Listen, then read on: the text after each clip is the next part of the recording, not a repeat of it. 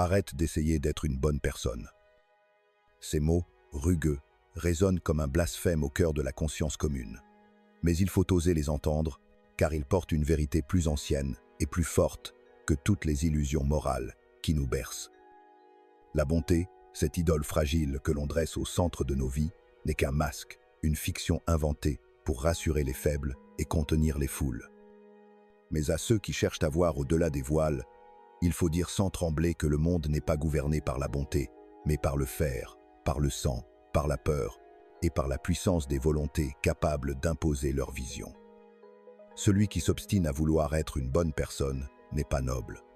Il est vulnérable et il sera tôt ou tard brisé par ceux qui n'ont pas de scrupules à manier la ruse, à user de la cruauté quand elle est nécessaire, à travestir la vertu quand elle sert leur dessein.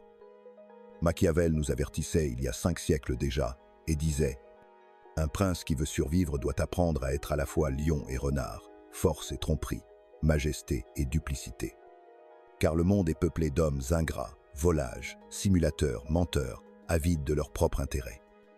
Fonder sa conduite sur la bonté seule, c'est bâtir une maison sur du sable. L'histoire n'est qu'un cortège d'âmes naïves qui ont cru au triomphe de la pureté et qui ont fini par être déchus, humiliés, parfois anéantis. Regarde les rois détrônés par leurs sujets, les généraux trahis par leurs alliés, les hommes justes dévorés par les loups. Leurs tombes sont les monuments silencieux de la même erreur. Ils ont cru que la vertu suffisait. Tu crois peut-être qu'en étant une bonne personne, tu récolteras l'amour, la fidélité, la paix. Mais l'amour des foules n'est qu'une fumée, la fidélité des hommes n'est qu'une chaîne fragile, et la paix n'est qu'un moment suspendu avant la prochaine tourmente. Le peuple acclame aujourd'hui celui qui lapidera demain. Les amis d'un jour deviennent les rivaux d'une heure. L'histoire est impitoyable envers les âmes candides, et le ciel, s'il existe, se tait. L'homme qui survit n'est pas celui qui se présente comme un modèle de pureté, mais celui qui sait feindre la pureté quand il le faut, qui sait manier l'apparence de la bonté comme une arme et la déposer aussitôt qu'elle devient un fardeau. Arrêter d'essayer d'être une bonne personne, ce n'est pas se condamner au mal. C'est comprendre que la bonté, comme la cruauté, doit être maniée avec discernement, et qu'il faut savoir plonger les mains dans l'ombre si l'on veut vraiment agir dans la lumière. Celui qui refuse l'ombre, celui qui se réfugie dans une morale rigide, se rend esclave de ceux qui savent jouer avec elle. Le monde n'a jamais été un tribunal de vertu. C'est un théâtre de force, un champ de bataille, où l'innocence est une faiblesse et où la survie exige de regarder la noirceur en face. Il faut cesser de vouloir être irréprochable, car l'irréprochable est suspect, et le trop pur attire la suspicion comme le sang attire les vautours. Ceux qui paraissent trop bons deviennent des proies faciles, des cibles que l'on manipule, que l'on sacrifie sans remords.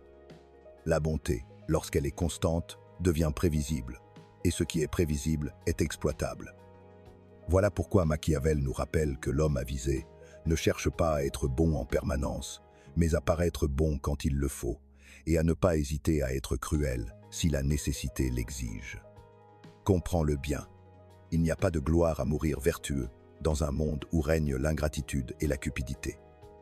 La gloire véritable, celle qui survit dans les mémoires, appartient à ceux qui ont su embrasser la complexité, qui ont su incarner la contradiction humaine, être capables de bonté, mais aussi de dureté, d'indulgence et de ruse, de fidélité et de trahison, selon ce que commandait le temps.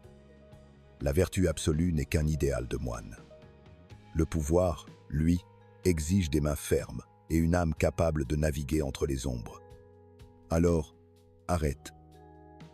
Arrête de vouloir plaire à tous. Arrête de tendre l'autre joue. Arrête de croire que le monde te récompensera pour ta pureté.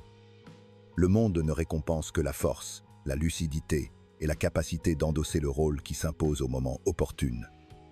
Tu n'es pas fait pour être une icône de bonté. Tu es fait pour être un être entier, traversé de lumière et de ténèbres, capable de les manier toutes deux comme des instruments de ta liberté. Refuse le masque, refuse la prison dorée de la vertu forcée. Car dans ce masque, il n'y a ni grandeur, ni puissance, ni salut. Il n'y a que la soumission, l'aveuglement et l'échec.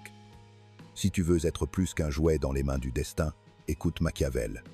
Ne cherche pas à être une bonne personne, cherche à être nécessaire, redouté, respecté. cherche à rester debout là où les autres tombent. La vertu véritable n'est pas dans l'apparence d'une vie pure, mais dans la capacité de traverser l'abîme sans être englouti, d'entrer dans les ténèbres sans y perdre son âme, de manier le masque de la bonté sans y croire soi-même. Car la vérité est brutale. Le monde ne se soucie pas que tu sois bon. Le monde ne se souvient que de ceux qui ont eu la force de s'imposer à lui.